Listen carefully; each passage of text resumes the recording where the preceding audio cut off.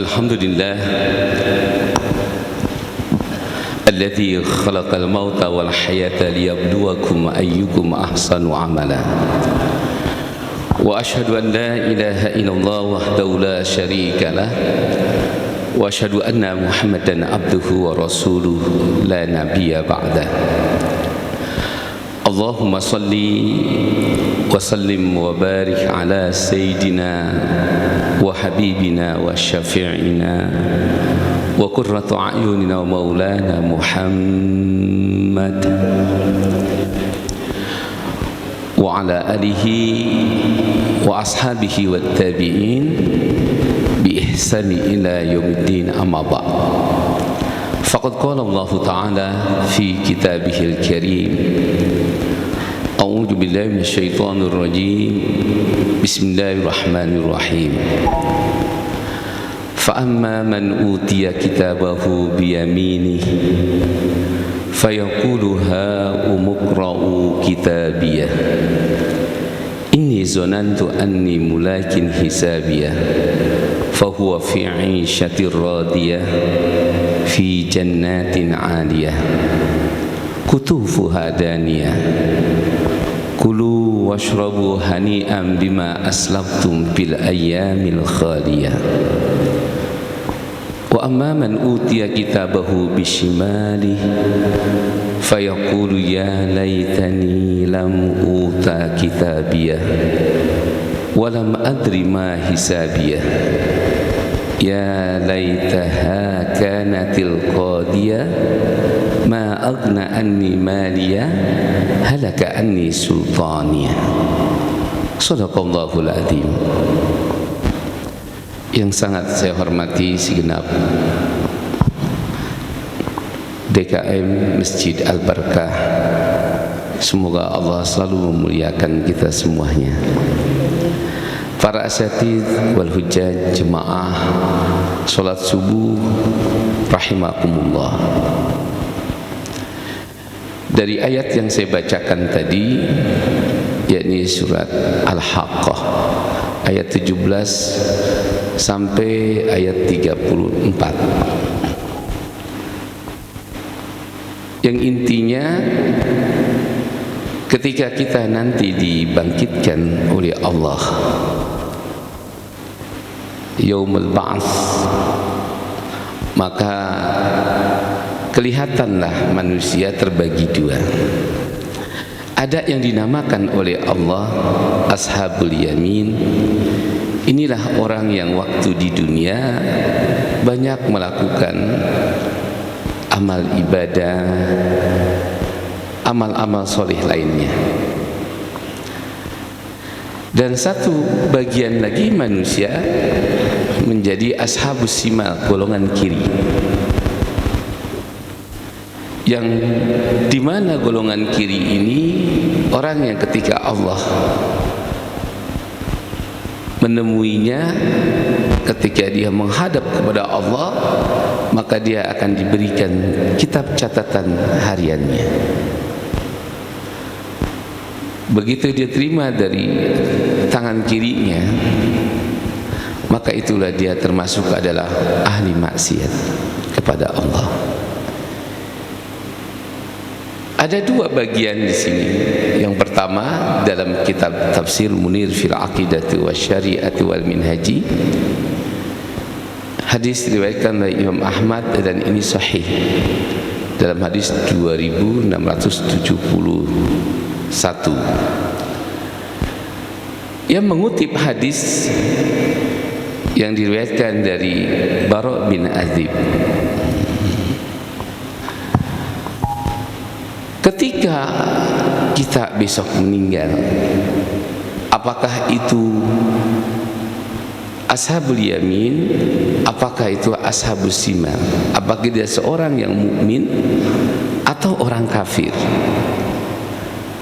Fayatiyani, maka akan didatangi malakani, dua malaikat, kata Nabi. Fayaqulani, dua malaikat itu akan bertanya kepada kita. Satu di antaranya Marrabbuka, siapa Tuhanmu? Bagi ashabul yamin lancar-lancar saja.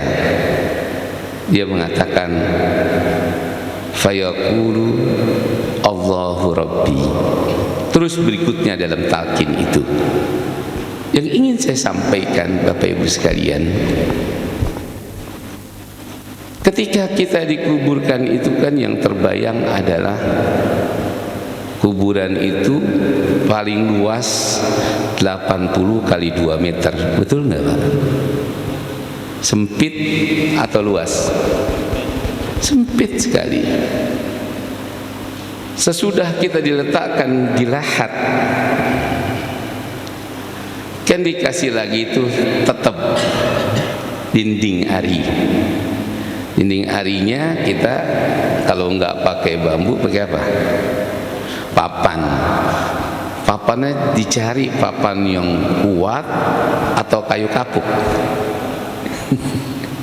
Orang bilang cari yang kuat kayu jati. Sekarang nggak mungkin, jarang Pak.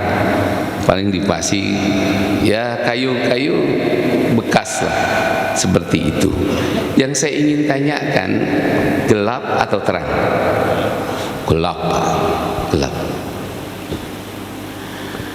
Nah, sedangkan di dalam sholat mayit yang dipinta di selain semoga kita ini yang mati diampuni oleh Allah,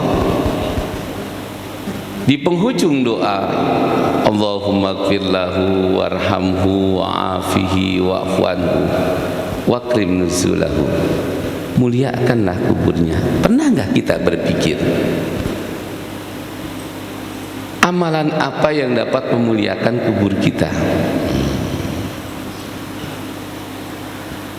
Kita ini kan sering ziarah kubur Pak, katakanlah para wali. Dimanapun ada kubur wali, kadang-kadang kita datangi, bahwa kita itu memuliakannya. Apakah kita pernah apa yang dilakukan para waliullah ini? Kalau kita menunjuki Al-Quran, tidak susah. Para waliullah ini orang yang punya ketaatan kepada Allah dan Rasulnya di waktu dia hidup, dan Allah menjamin. Maka kalau kita ingin ketika kita mati nanti kuburan kita itu dimuliakan dan semua orang ingin datang kepada kita, gak susah. Allah menegaskan, wa may yuti'illaha wa rasulahu fa ulaika an'ama Allahu 'alaihim minan nabiyyina was-siddiqina was-syuhada'i was-shalihin hasuna ulaika humur rafiqa. Kata Allah, siapapun yang dalam hidupnya memiliki ketaatan kepada Allah dan Rasulnya, kami akan berikan kenikmatan dalam hidupnya, dalam kuburnya, dalam hidup maupun setelah kita mati. Karena kalau kita membaca buku Yas'alunaka 'anir ruh, di situ diterangkan kalau besok kita mati itu kita akan hidup di alam barzah. Dalam Lisanul Arab, alam barzah itu adalah alam penyekat. Dikatakan jidarun bainal dunya wal akhirah. Orang yang hidup di alam barzah itu adalah orang yang hidup di penyekat. Nabi menerangkan orang yang dikubur itu ketika dia melihat orang-orang yang dia kenal yang soleh di dalam surga, dia menangis, berharap semoga ia pun akan masuk ke surga itu dan dimasukkan oleh Allah dengan amalnya. Tetapi ketika dia melihat anak-anaknya, cucunya yang masih hidup, ketika anak cucunya itu sedang melakukan ibadah, amal saleh, dia pun berdoa, ya Allah, semoga umurnya dipanjangkan, semoga rezekinya dilimpahkan. Terus fokus kepada Allah, kita nggak pernah tahu. Dan dia menyesal, kenapa aku punya anak sedikit. Tapi begitu melihat anaknya, cucunya, terutama yang menempati warisan yang dia tinggalkan, berbuat maksiat, maka dia berteriak kepada Allah, bahkan menyesal. Dan itu digambarkan penyesalan orang yang meninggal ketika dia di alam barzah melihat keluarganya sedang berbuat maksiat. Apa kata Allah penyesalan itu? Ya laitani, sekiranya aku dihidupkan lagi. Dalam surat Al-Munafiqun kita bisa baca di situ dalam ayat 11, ya ayyuhalladzina amanu la tulhikum amwalukum wala auladukum an zikrillah wa may yaf'al dzalika fa ulaika humul khasirun. Kata Allah, wahai orang beriman, jangan sampai anakmu dan kekayaanmu sampai kamu terlena memikirkan untuk kehidupan kamu di alam barzah dan juga di akhirat kelak. Anfiqu mimma razaqnakum, dari itu sisihkanlah apa yang kau miliki, yang aku rezekikan kepadamu, waktumu, hartamu, min qabli ayyatiya ahadakumul maut, sebelum kematianmu itu datang. Karena kalau nanti setelah engkau mati di alam barzah, kau lihat anak dan cucumu mereka berbuat maksiat, barulah kau mengatakan, laula akhartani ila adalin qarib, ya Allah, kalau engkau berikan aku kesempatan lagi hidup ke dunia. Maka para ahli mufassir termasuk Jamkhasari mengatakan ini di alam barzah, karena dia baru saja meninggal, dia baru tahu bahwa ketika dia di alam kubur itu tadi malaikat bangunkan, bahwa dia sangat butuh pendamping. Yang kata Nabi, tutfa'ul mayyiti salasatun, besok kalau kita mati itu kan yang ikut ke kuburan kita ada 3, ahluhu wa maluhu wa amaluhu. Anak, istri, cucu kita ikut ke kubur, karena kuburnya agak jauh, pakai kendaraan mobil kita pun dibawa. Jadi harta kita pun ikut ke kubur. Dan yang ketiga, amal perbuatan kita, yang baik maupun yang buruk, itu ikut ke kubur. Fayarji'u isnani wa yabqa wahidan. Ketika kita dikubur, kuburan kita itu sudah rapi.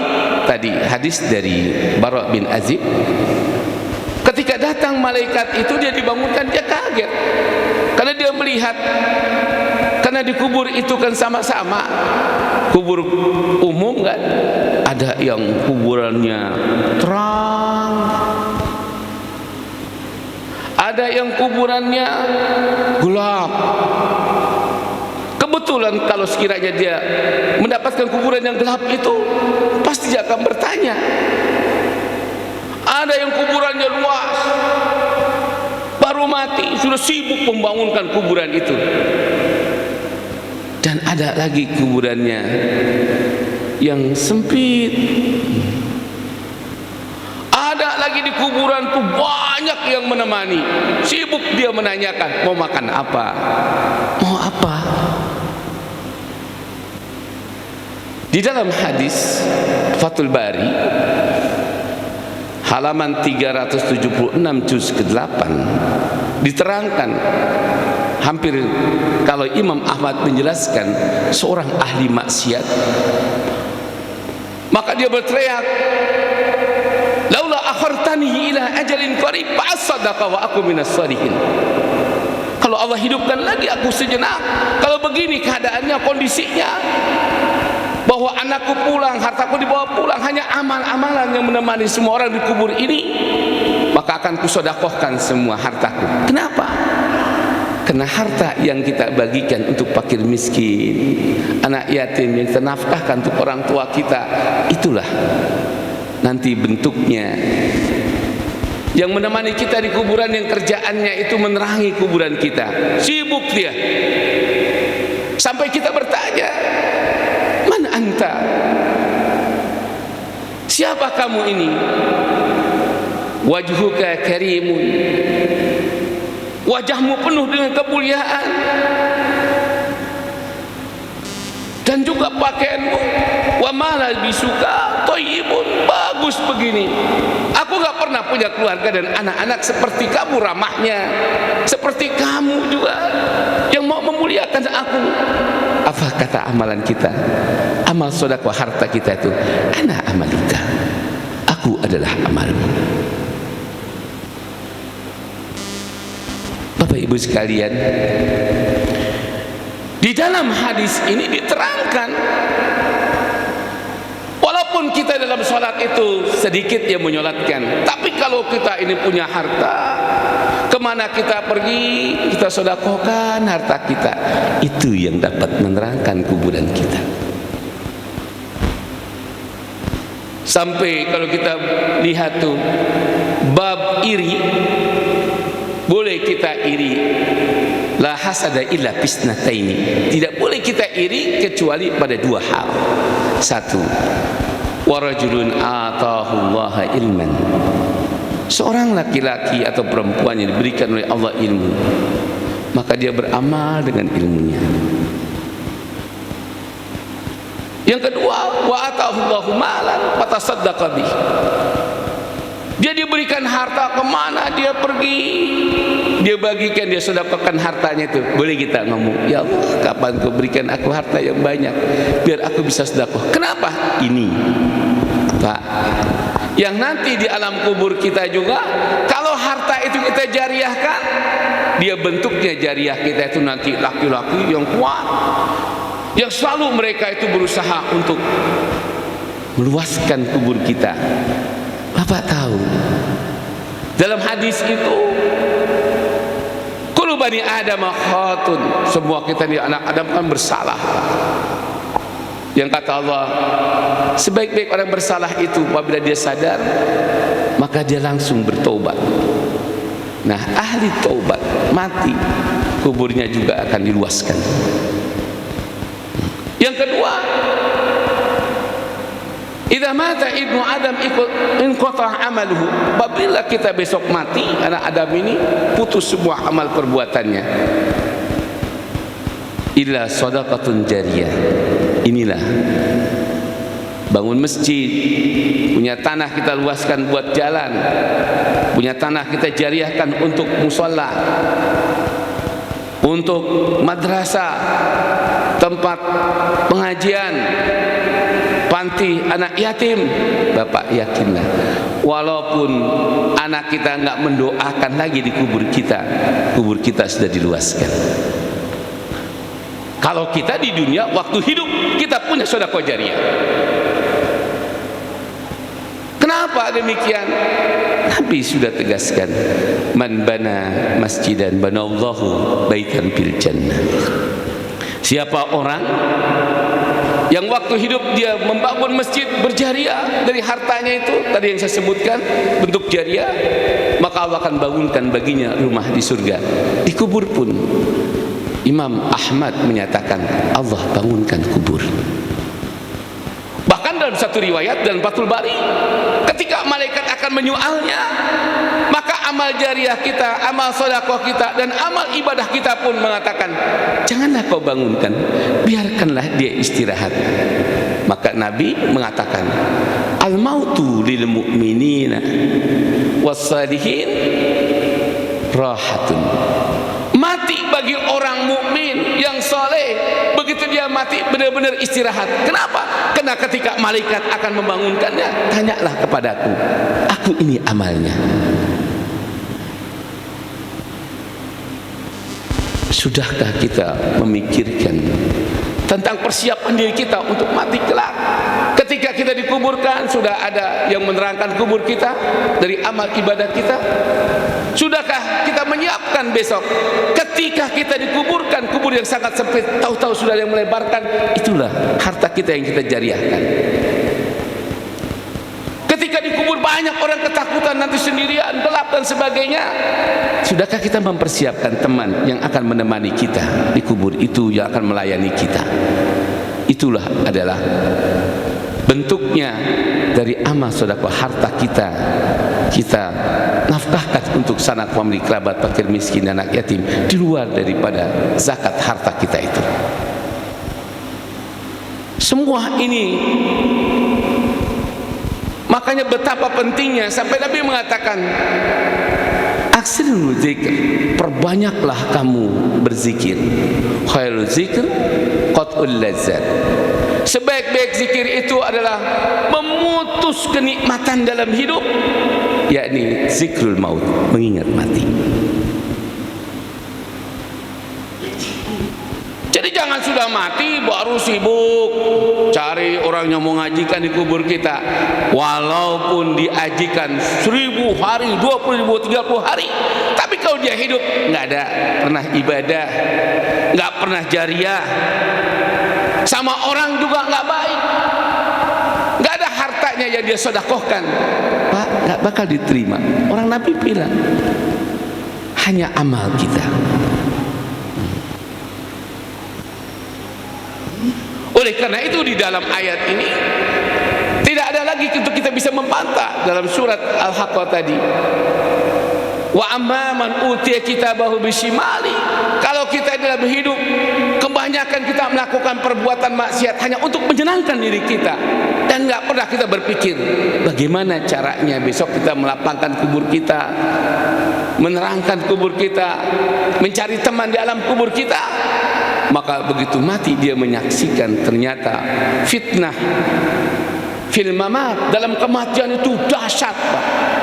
Kalau di dunia masih banyak orang yang membantu kita, tapi di kubur tidak ada kecuali amal. Maka ketika kenyataan kehidupan di alam barzah dia menyaksikan betapa tidak enaknya, dia mengatakan, ya laitaha, alangkah baiknya sekiranya catatan harian ini tidak diperlihatkan kepadaku. Lam uta kitabiyah walam adri ma hisabiyah. Aku tidak tahu. Tapi jika dikasih tahu, sudah perbedaan antara di alam barzah ini dengan di alam dunia dan di alam akhirat kita sudah bisa melihatnya, dan kita melihat siri kanan kita orang yang dikubur. Bagaimana? Makanya dari hadis ini haram hukumnya mengubur orang mukmin berdampingan dengan orang kafir. Nggak boleh. Kenapa? Kasus tentang masalah hadis ini, betapa sibuknya siksa kubur itu. Dan ini adalah kita ahli sunnah wal jamaah percaya ada azab kubur. Karena saat ini banyak orang nggak percaya dengan alam azab kubur. Dan azab kubur itu sesuatu yang memang ini adalah yang gaib. Dan itu bagian dari rukun iman. Karena Nabi sendiri berdoa, Allahumma inni a'udzubika min azabi jahannam wa a'udzubika min azabil qabr. Ya Allah, aku berlindung kepadamu dari siksa api neraka jahanam dan siksa kubur.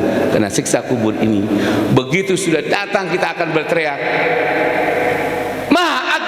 malia, nggak ada lagi manfaatnya hartaku. Kita bagi orang mukmin yang membaca Quran, Allah sudah banyak menceritakan dalam Al-Quran kalau harta dan anak-anak yang kita tasarrufkan, kita peruntukkan untuk kehidupan akhirat, maka itu tidak ada manfaatnya. La yanfa'u amwalukum wala auladukum wala ikhwanukum wa asiratukum. Nggak ada manfaatnya, kata Allah, harta, anak-anak, saudara-saudara, dan keluarga kamu, yang dimana kalau kamu itu selama hidup tidak pernah menjadikan sebagai amal soleh kamu pada anak-anak itu, dan kau tidak mengajarkan untuk kepentingan akhirat, kau tidak ajarkan anak cucumu untuk mengenal Tuhannya, ada manfaatnya. Tetapi kalau kita ajarkan, kita didik anak kita, cucu kita sampai dia mengenal Tuhan dan beribadah kepada Allah, itulah Pak yang menguntungkan diri kita. Semoga Allah Subhanahu wa taala jadikan ini pelajaran bagi kita, dan bagaimana hidup kita itu agar kita benar-benar menjiwai. Karena di samping tidak manfaatnya harta anak-anak, halaka anni sultaniyah. Kalau kita juga menjadi seorang pejabat tapi sering menyusahkan, membuat rakyat jadi susah dan tidak mendatangkan manfaat kita untuk orang di sekitar kita, tidak ada manfaatnya jabatan itu.